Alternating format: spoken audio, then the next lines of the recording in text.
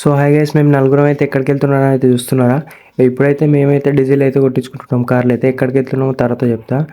Diesel అయితే కొట్టించుకొని అయితే ఇక్కడి నుంచి వెళ్తే బయలుదేరినాం. ఇక చూడండి, మా తమ్ముడు అయితే ఎంతో యాక్షన్ అయితే చేస్తుండో.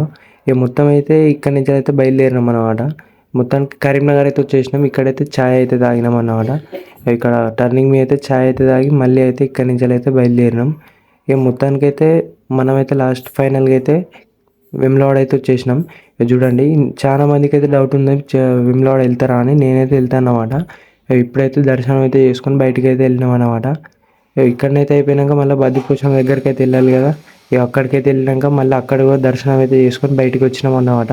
ఇక్కడికి వచ్చేసి చికెన్ అయితే తీసుకొని అయితే మళ్ళీ ఇక్కడి నుంచి బయలుదేరినాం. ఇక్కడి నుంచి బయలుదేరి మళ్ళీ మధ్యలో ఆగి అయితే ఇక్కడనైతే వండుకొని అయితే తిని మళ్ళీ ఇక్కడి నుంచి అయితే బయలుదేరుతున్నాం. సాయంత్రం అయితే 8 వెళ్ళేసరికి. ఓకే గైస్, ఇలాంటి వీడియోస్ ఇంకా కావాలంటే లైక్, షేర్ అండ్ సబ్స్క్రైబ్ అయితే చేసుకోండి.